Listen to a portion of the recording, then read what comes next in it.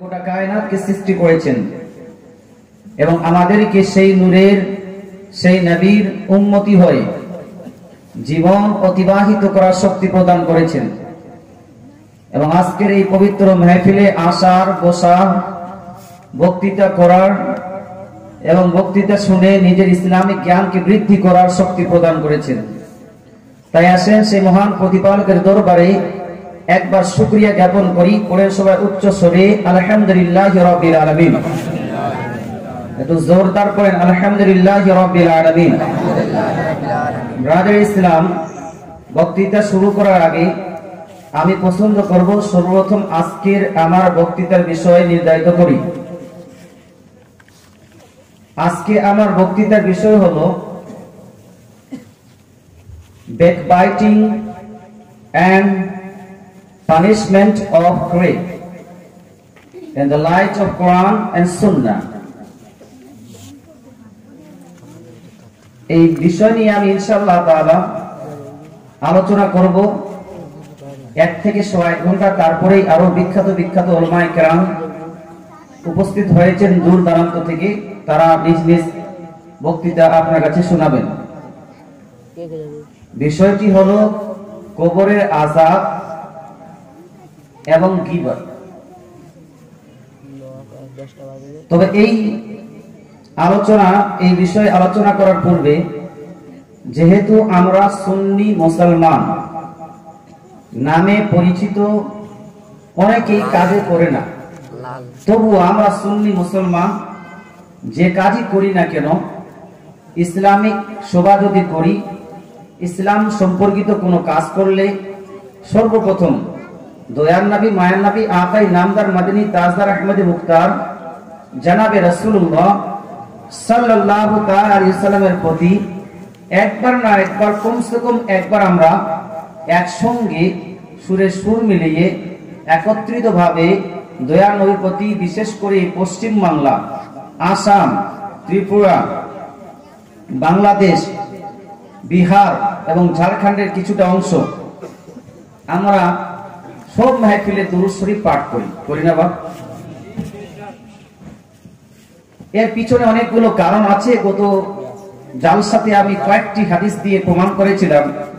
তিরমিজি শরীফ জিলদ number 2 page number 173, 174 এবং মিশকাত শরীফ জিলদ number 1 page number 86, 87 এর মধ্যে কয়েকটি হাদিস থেকে এটা প্রমাণিত যে কোনো মাহফিল করেন, যে কোনো মাজলিস করেন, কমসে কম একবার তারা যদি দয়ার নবী, মায়ার নবী পাকের নবীর প্রতি যদি দরুদ শরীফ না পাঠ করি, তাহলে কাল কিয়ামতের মাঠে, উত্তপ্ত ময়দানে, কঠিন আযাবের দিনে আল্লাহ তাআলা তাদেরকে একত্রিত করে জাহান্নামে নিক্ষেপ করবেন। বেশক বহু হাদিস দ্বারা প্রমাণিত। তৎসঙ্গে এটাও আমি বলেছিলাম যেহেতু আমি সেটা রিপ্লাই করতে যাচ্ছি না, যে আমাদের বিশেষ করে বাংলা ভাষাভাষী এলাকায় যেই দরুদ শরীফটি আমরা পড়ি, এই দরুদ শরীফ বহু হাদিস এবং বহু মুহাদ্দিসিন, মুহাক্কিকিন, মুফাসসিরিন, মুজতাহিদিনদের মন্তব্য দ্বারা, তাদের বক্তব্য দ্বারা এই দরুদ শরীফ প্রমাণিত। সুতরাং এই দরুদ পড়তেও কোনো ভেজাল নেই, আর মাহফিলে বসে দরুদ পড়তেই হবে। তাই আসেন একবার দয়ার নবী, মায়ার নবীর প্রতি কমসে কম একবার দরুদ পড়ি। কারণ কেউ যদি একবার কমসে কম দরুদ শরীফ পাঠ করে, একবার, মাত্র একবার, তার কমসে কম নেকি, মানে এর থেকে বেশি কম নেকি আর নেই। তার কমসে কম নেকি কতটা হয়? বেশি তো অনেক আছে, কিন্তু সব থেকে কম নেকি একবার নবী পাকের প্রতি দরুদ পড়লে। তা হলো বিশ্বের মধ্যে যতগুলো হাদিস গ্রন্থ লিপিবদ্ধ হয়েছে, এর মধ্যে দ্বিতীয় পর্যায়ের হাদিস গ্রন্থ হলো মুসলিম শরীফ।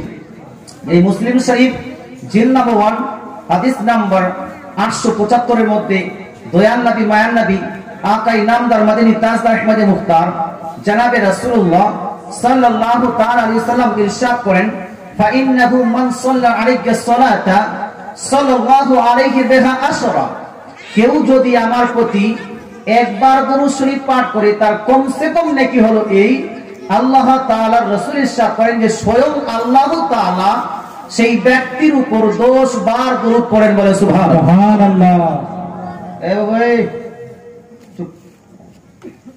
একবার কেউ যদি নবী পাকের প্রতি দরুদ শরীফ পাঠ করে তাহলে তার প্রতি কমসে কম আল্লাহ তাআলা 10 বার দরুদ পড়েন।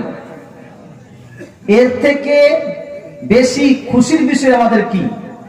আমরা নবী পাকের প্রতি দরুদ পড়ব আর নবী আল্লাহ তাআলা আমার প্রতি দরুদ পড়বেন। আল্লাহ তাআলা দরুদ পড়ার অর্থ কি? আল্লাহ তাআলার দরুদ পড়ার অর্থ মুহাদ্দিসিন মুহাক্কিকিনগণ ইরশাদ করেন, এর অর্থ হলো রহমত বর্ষণ করা। অর্থাৎ কেউ যদি দয়াল নবী পাকের প্রতি একবার দরুদ শরীফ পাঠ করে আল্লাহ তাআলা 10 বার আপনার প্রতি রহমত নাযিল করবেন, বলে সুবহানাল্লাহ। তার এ থেকে স্পষ্ট বোঝা গেল, এক তো মাহফিলে দরুদ পড়তেই হবে, দ্বিতীয় আমাদের দরুদ চলবে যেটা আমরা সুরে সুরে পড়ছি, তৃতীয় হলো দরুদ পড়লে লাভ আছে ক্ষতি, একটু হানা বলবেন, ক্ষতি নাই, লাভ আছে ক্ষতি নাই। তাই আসেন একবার দরুদ শরীফ পড়ি, আল্লাহুম্মা সাইয়্যিদিনা মাওলানা মুহাম্মদ ওয়া আলা আলি সাইয়্যিদিনা মাওলানা মুহাম্মদ। ব্রাদার ইসলাম, আসেন খুব ধ্যান দিয়ে শুনবেন। আমি একটি হাদিস মাত্র তেলাওয়াত করে ওই হাদিসের ব্যাখ্যা করে আমার বক্তৃতা সমাপ্ত করব। 1 ঘন্টা ওয়াজ, একটি হাদিস পড়ব, ওই হাদিসটা খুব ধ্যান দিয়ে শুনবেন। এটি বুখারী শরীফের মধ্যে কমসে কম 6 জায়গায় বিভিন্ন সনদে এই হাদিসটি বর্ণিত হয়েছে। এর বর্ণনাকারী বিশেষ করে হযরত আব্দুল্লাহ ইবনে আব্বাস, নবী পাক সাল্লাল্লাহু আলাইহি ওয়াসাল্লাম যার জন্য বলেছিলেন, ইয়া রাব্বাল আলামিন, একে তুমি কোরআনে আন্ডারস্ট্যান্ডিং দাও, যাকে মুফাসসিরে আযম বলা হয়, সে আব্দুল্লাহ ইবনে আব্বাস রাদিয়াল্লাহু তাআলা আনহু ইরশাদ করেন, মাররান নবী সাল্লাল্লাহু আলাইহি ওয়াসাল্লাম বিকাবরাইন, অর্থাৎ দয়ার নবী মায়ার নবী দুইটি কবরের পাশ দিয়ে অতিক্রম করলেন। ব্রাদার ইসলাম, আগে তিনি ইরশাদ করেন, ফাকাল রাসূলুল্লাহ সাল্লাল্লাহু আলাইহি ওয়াসাল্লাম, নবী পাক সাল্লাম দুইটি কবরের পাশ দিয়ে অতিক্রম করার কালে ইরশাদ করেন, ইন্নাহুমা লা ইউআযাবান। হে আব্দুল্লাহ ইবনে আব্বাস, শুনে নাও, এই দুইটি কবরের উপর ভয়ানক আযাব হচ্ছে। ওয়া মা ইউআযাবান ফি কাবীর, আর এই কবরের উপর যে ভয়ানক আযাব হচ্ছে, এমন কোন বিষয়ের জন্য আযাবটা হচ্ছে না যেই বিষয়টা মানুষ খুব বড় মনে করে, অর্থাৎ মানুষ খুব হালকা মনে করে ওই বিষয়টাকে, ওই কাজটি করে। আর ওই হালকা ভাবা বিষয়টার কারণে এদের উপর কবরে ভয়ানক আযাব হচ্ছে, খুব দর্দনাক আযাব হচ্ছে। দয়ার নবী মায়ার নবী আকাই নামদার মাদানী তাজদার আহমদে মুখতার জনাবে রাসূলুল্লাহ সাল্লাল্লাহু আলাইহি ওয়াসাল্লাম ইরশাদ করেন, রিজনটা কি, কেন আযাব হচ্ছে? তাকে ইরশাদ করেন, আম্মা আহাদুহুমা, তার মধ্যে একজন ব্যক্তি, কানা লা ইস্তাতিরু মিনাল বাউল, এর মধ্যে একজন ব্যক্তি পেশাবের ছিটা বা পেশাবের ফোঁটা থেকে বাঁচত না। এন্ড নেক্সট ব্যক্তির প্রসঙ্গে ইরশাদ করেন, ওয়া আমাল আখার ফাকানা ইয়ামশি বিন নামিমা, দ্বিতীয় জন ব্যক্তি ব্যাকবাইটিং, গীবত, চুগলি করত। শুনছেন বাবা? কথাগুলো বুঝতে পারছেন? তো ধ্যান দিয়ে শুনুন। আমি কিন্তু কোনো জমানো বক্তা নই, আমি আপনাকে জমিয়ে শোনাতে পারবো না, একটু 2-4টা হাদিস শোনাতে পারবো ইনশাআল্লাহ। একজন ব্যক্তি কি করে বলেন, পেশাবের ছিটে থেকে, খুব ফেমাস হাদিস, অনেকবার শুনেছেন, কিন্তু তারপর আমি শোনাচ্ছি, তার কারণ আছে। প্রথম ব্যক্তিটি পেশাবের ছিটা থেকে বাঁচত না, দ্বিতীয় ব্যক্তি কি করতো? বাপ গীবত করত।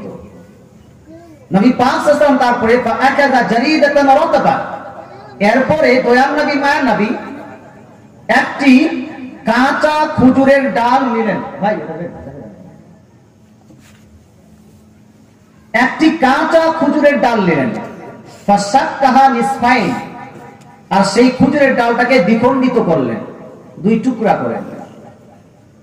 ফাগারাদা আলা কুল্লি কাবরিন ওয়াহিদা, অতঃপর দয়াল নবী মায়ার নবী দ্বিখণ্ডিত খেজুরের ডালের মধ্যে একটি খণ্ড এক কবরে, আরেকটি খণ্ড আরেক কবরে লাগিয়ে দিলেন, বলেন সুবহানাল্লাহ। এবার দয়াল নবী মায়ার নবীকে সাহাবারা জিজ্ঞেস করলেন, ইয়া রাসূলুল্লাহ লিমা ফাআলতা হাদা, ইয়া রাসূলুল্লাহ আপনি এটা করলেন কেন? খেজুরের ডালকে দ্বিখণ্ডিত করে আপনি 2টা কবরে 2টা খেজুরের ডাল বা শাখের টুকরাটা আপনি দিলেন কেন? দয়াল নবী মায়া নবী ইরশাদ করেন লাআল্লাহু ইউখাফফাফু আনহুমা মা লাম ইয়াইবাসা।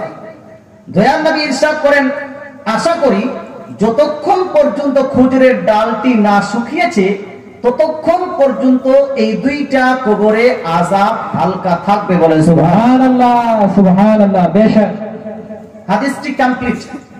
এবার হাদিসটাকে আমরা বুঝবো ইনশাআল্লাহ তাআলা। এই হাদিসের মধ্যে প্রথম হলো নবী পাক সাল্লাল্লাহু আলাইহি ওয়াসাল্লাম দুইটি কবরের পাশ দিয়ে অতিক্রম করলেন।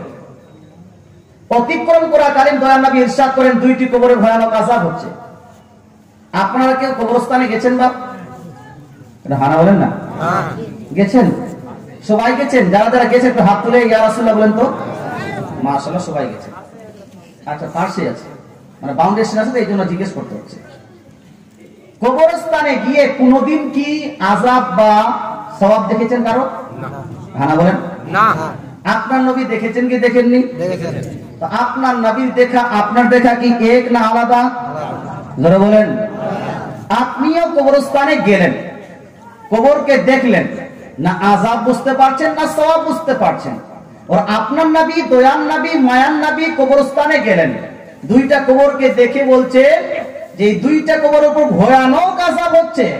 দ্যাট মিন্স আল্লাহ তাআলার রাসূলের দৃষ্টিভঙ্গি এবং জ্ঞান আলাদা, আর আমাদের দৃষ্টিশক্তি আর জ্ঞান আলাদা। দয়াল নবী মায়ান নবী শুধু ওই কবরের আযাবটা নয়, বরং এই দুনিয়াতে বসে হাউজে কাউসার শত শত বছর পরে যে হাউজে কাউসারের পানি আপনি পান করবেন, দয়াল নবী মায়ান নবী মদিনায় বসে দেখেন। বলে সুবহানাল্লাহ। কোথায় লিপিবদ্ধ আছে? উঠান বুখারী শরীফ, বুখারী শরীফ প্রথম দ্বিতীয় খণ্ড পৃষ্ঠা নম্বর 578 এর মধ্যে দয়াল নবী মায়ান নবী একদা সাহাবায়ে কেরামকে ইরশাদ করেন ইন্নী বাইনা ইয়াদাইকুম ফাতুন, হে আমার সাহাবারা আমি তোমাদের পূর্বে ইন্তেকাল করব, ওয়া ইন্নী শাহীদুন আলাইকুম, আর আমি তোমাদের আমলের সাক্ষী দিব কাল কিয়ামতের মাঠে তোমরা কি করছো। তার মানে নবী ইন্তেকাল, নবী ইরশাদ করে আমি ইন্তেকাল তো করব কিন্তু তোমাদের সমস্ত ব্যক্তিদের আমলকে আমি দেখব। তারপরে তো নবী ইরশাদ করেন ওয়া ইন্না মাউইদাকুমুল হাউজ, নিশ্চয়ই তোমার আমার সাক্ষাৎ হবে কাল কিয়ামতের মাঠে উত্তপ্ত ময়দানে হাউজে কাউসারের কিনারায়। বলে সুবহানাল্লাহ। ভালো লাগে না বাপ? বুঝতে পারছেন তো? একটু জোরে সুবহানাল্লাহ বলেন তো। সুবহানাল্লাহ। দয়াল নবী ইরশাদ করেন ইন্না মাউইদাকুমুল হাউজ, নিশ্চয়ই কাল কিয়ামতের মাঠে উত্তপ্ত ময়দানে কঠিন আযাবের দিনে তোমার আমার সাক্ষাৎ হবে হাউজে কাউসারে। কেন? এই জন্য যে উম্মতি যখন পিপাসিত হবে কাল কিয়ামতের মাঠে, দয়াল নবী মায়ান নবী সেই পিপাসিত উম্মতিকে হাউজে কাউসারের পানি পান করাবেন। বলে সুবহানাল্লাহ। আগে নবী পাক ইরশাদ করেন ওয়া ইন্নী লা আনজুরু ইলাইহি মিন মাকানি হাযা, হে উম্মত উম্মতের শোনো, সেই হাউজে কাউসারকে যেটা আমরা কাল কিয়ামতের মাঠে যেখানে আমাদের সাক্ষাৎ হবে, সেই হাউজে কাউসারকে আমি এখানে দাঁড়িয়েই দেখতে পাচ্ছি। বলে সুবহানাল্লাহ। সেই নবী দুই কবরে দিয়ে পাশ দিয়ে অতিক্রম করার কালে বলছেন দুইটা কবরে আযাব হচ্ছে। নবী আর কি দেখে? বিশ্ব কায়নাতের মধ্যে আল্লাহ তাআলা এমন কোন বস্তু সৃষ্টি করেননি যেই সৃষ্টি নবী পাকের দৃশ্য থেকে, নবী পাকের দৃষ্টি থেকে আড়ালে রয়েছে। বলে সুবহানাল্লাহ। কোন সৃষ্টি এমন নেই। আরো একটা বুখারী শরীফের হাদিস শুনে নেন। বুখারী শরীফ প্রথম খণ্ড পৃষ্ঠা নম্বর 18 নম্বর পৃষ্ঠায় দয়াল নবী মায়ান নবী ইরশাদ করেন মা মিন শাইইন লাম আকুন উরিতুহু ইল্লা কাদ রাআইতুহু ফি মাকামি হাযা হাত্তাল জান্নাত ওয়াল নার। অর্থাৎ নবী পাক ইরশাদ করেন যে আল্লাহ তাআলা যতগুলো জিনিস সৃষ্টি করেছে তার মধ্যে যেই জিনিসকে আমি দেখিনি এর আগে, যেই জিনিসকে আমাকে দেখানো হয়নি, আজ আমি মক্কায় বসে এই মক্কার ভূমি থেকে আল্লাহর গোটা সৃষ্টি জগৎকে দেখে নিলাম। বলে সুবহানাল্লাহ। আমি এখান থেকে বসে হাত্তাল জান্নাত ওয়াল নার, ইভেন এখান থেকে বসে আমি জান্নাত এবং দোজখকেও দেখে নিয়েছি। সুবহানাল্লাহ। নবীর দৃষ্টি শক্তি আলাদা, আমাদের দৃষ্টি শক্তি কি একটু জোরে বলা যাবে না? নবীর দৃষ্টি শক্তি আলাদা, আমাদের দৃষ্টি শক্তি আলাদা। নবীর দৃষ্টি শক্তি আলাদা হবে না কেন?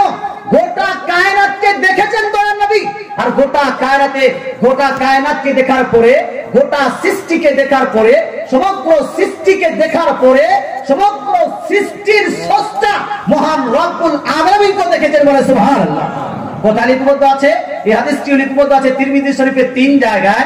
আর মিশকাত শরীফ প্রথম খণ্ড পৃষ্ঠা নাম্বার 69 এবং 70 এর মধ্যে দয়াল নবী মায়া নবী ইরশাদ করেন, রাআইতু রাব্বি আযজা ওয়া জাল্লা ফি আহসানি সূরা, নিশ্চয়ই আমি আমার প্রতিপালককে খুব সুন্দরভাবে প্রত্যক্ষ করেছি, বলে সুবহানাল্লাহ।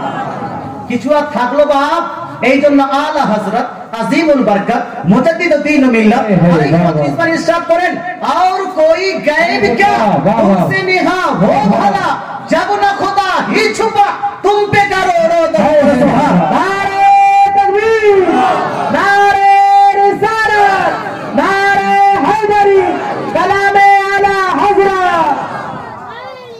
नबी पाक सल्लल्लाहु अलैहि वसल्लमेর প্রসঙ্গে आला हजरत আজিমুল বরকত মুজাদ্দিদ দ্বীন ও মিল্লাত ইরশাদ করেন, और कोई गायब क्या, অন্য কোন আপনার লুকিত বা গোপনীয় বিষয় আপনার কাছ থেকে গোপনীয় কেমন থাকতে পারে, যখন সমস্ত গায়বের মধ্যে সবথেকে বড় গায়ব, সবথেকে বড় গোপনীয় আপনার সেই যিনি হলেন আল্লাহ রাব্বুল আলামিন, সে আল্লাহ রাব্বুল আলামিন আপনার দৃষ্টি থেকে গোপনীয় নন, বলে সুবহানাল্লাহ। নবী পাক সাল্লাল্লাহু আলাইহি ওয়াসাল্লাম দুইটি কবরের পাশ দিয়ে অতিক্রম করলেন, মনে আছে তো বাবা? দুইজনের উপর আযাব হচ্ছে,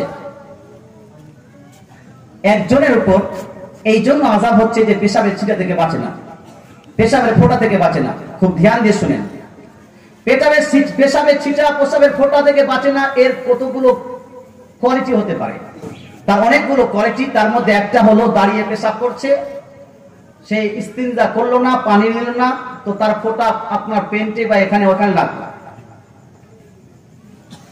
দ্বিতীয়টা হলো এই বসে পেশাব করছে, খুব শক্ত মাটিতে পেশাব করছে, ওখানে পেশাব লেগে উল্টা এসে পেশাবের ছিটা লাগলো, নাকি বল? এটা মা বোনদের ক্ষেত্রে বেশি হয়। যে কোনো পদ্ধতিতে আপনার উপর যদি ছিটা পড়ে আসে আর আপনি যদি সেখান থেকে বাঁচতে না চান বা পরক্ষণে পড়ে গেলে সেটাকে ধুয়ে না নেন, ওই জায়গাটা আপনার শরীরটা হয়ে গেল অপবিত্র, পবিত্র না অপবিত্র। আর সেই অপবিত্র অবস্থায় যদি আপনি নামাজ পড়েন, নামাজটা হবে বাপ? নামাজ হবে? নামাজ হবে না। এই নামাজকে ধ্বংস করে সে গোটা জীবন চললো, তাহলে কাল কিয়ামতের মাঠে যাওয়ার আগে কবরে গিয়ে আযাব হবে কি হবে না? যারা বলেন হবে কি হবে না? হবে। দ্বিতীয়ত হলো এই, আপনি বলেন হুজুর আমরা তো অনেকগুলো মানুষ নামাজ পড়ি না, যদি নামাজ না পড়ি তাহলে পেশাবের ছিটা থেকে বাঁচবো কি বাঁচবো না? পেশাব লাগলে কি গুনাহ হবে? দেখেন ব্রাদ ইসলাম, আপনি নামাজ পড়ুন বা না পড়ুন, পেশাবের ছিটা থেকে বাঁচা অতি জরুরি। দয়াল নবী মায়ান নবী অন্য এক হাদিসে আবু দাউদ শরীফের মধ্যে ইরশাদ করেন, আমতৌর পর ফ্রিলি স্বাধীনভাবে ইরশাদ করেন, ইস্তানজিহু আনিল বাউল ফাইন্না আমমাতা আযাবিল কবরি মিনহু। হে আমার উম্মত উম্মতিরা, তোমরা সর্বদা পেশাবের ছিটা থেকে বেঁচে থাকো, পেশাবের ফোঁটা থেকে বেঁচে থাকো, কারণ আম আযাবে কবর, সাধারণত কবরের আযাব এই পেশাবের ছিটা পেশাবের ফোঁটার কারণেই হয়। সব সময় আমাদেরকে বেঁচে থাকতে হবে। তার মানে হলো এই, এত টাইট ফিটিং প্যান্ট পরা যাবে না যে প্যান্ট পরে আপনি বসতে চাইলে ঠিকভাবে পেশাব হবে না, যাবে বাবা? প্যান্ট যদি পরেন আপনাকে ঢিলঢাল পড়তে হবে, পায়জামা যদি পরেন আপনাকে ঢিলঢাল পড়তে হবে, কথা বোঝা গেল? আর যদি টাইট ফিটিং দিয়ে করেন তো হয়তো আপনাকে দাঁড়িয়ে পেশাব করতে, আর যদি বসে পেশাব করেন তাহলে ক্লিয়ার আপনার পেশাব হবে না। ক্লিয়ার পেশাব না হওয়ার কারণে পরক্ষণে আপনার দুই এক ফোঁটা পেশাবের পেন্ডে লেগে যাবে। দ্বিতীয়ত হলো এই ফুকাহায়ে কেরাম ইরশাদ করেন, যারা নামাজি তার ক্ষেত্রে খুব সতর্কতা অবলম্বন করতে হবে। সেটা হলো এই, নামাজ পড়ার আগে ইস্তিনজা করা হলো সুন্নাত। ওই ইস্তিনজার সময় যদি আপনার পেশাব ক্লিয়ার না হয়, তাহলে আপনার যেভাবে পেশাবটা ক্লিয়ার হয় করে বা আপনার কেশে বা একটু কুদাকুদি করে একটু হাঁটা চলা করে যে কোনো আপনার কৌশলে আপনার পেশাব যদি ক্লিয়ার হয়ে যায়, তাহলে আপনি পেশাবটাকে ক্লিয়ার করে তারপরেই উযু করে নামাজ পড়বেন, না হলে এই কবরে তো একদিন না একদিন আসতে হবে না বাবা? হবে। এই জন্য বলতে চাই মুসলমান, পেশাবের ছিটা থেকে অতি জরুরি। দয়াল নবী মায়া নবী ইরশাদ করেন, পেশাবের ছিটা থেকে বাঁচাটা এটা হলো সহজ ব্যাপার মানুষের জন্য। এটা মানুষ মনে করে যে সহজ, অতি সহজ মনে করে যে না এটা না বাঁচলে কোনো সমস্যা নাই। কিন্তু এই সহজ বিষয়টাই হলো এমন একটি গুনাহ, যেই গুনাহের কারণে কবরের মধ্যে সাধারণত সবারই আযাব হয়। এই গুনাহের কারণে আপনার কবরের মধ্যে